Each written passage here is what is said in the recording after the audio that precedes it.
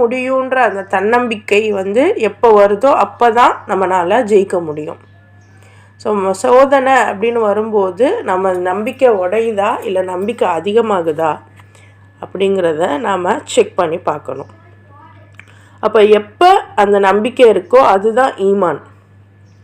So இறைவன் மீது முழு தவக்குள் வைத்திருக்கிறவன், தன்னை சீர்திருத்தி கொள்கிறவன், நம்மளுடைய பொட்டென்ஷியல், நம்மளுடைய ஆளுமையை என்றைக்குமே மெருகேற்றி கொண்டே இருக்கக்கூடியவங்க எந்த ஒரு சோதனையிலையும் உடைய மாட்டாங்க. அவங்க தொடர்ந்து முயற்சிகள் செஞ்சிட்டே இருப்பாங்க. நீங்கள் உங்கள் குழந்தைய பாருங்களேன், ஒரு டைம் ஃபெயில் ஆயிடுச்சு அப்படின்னா விட்டுருதா? அதை நீங்கள் விட்டுருவீங்களா? திரும்ப திரும்ப படின்னு சொல்லி அதை பாஸ் ஆகி அது ஃபஸ்ட் மார்க் எடுக்கிற வரைக்கும் விட மாட்டீங்க.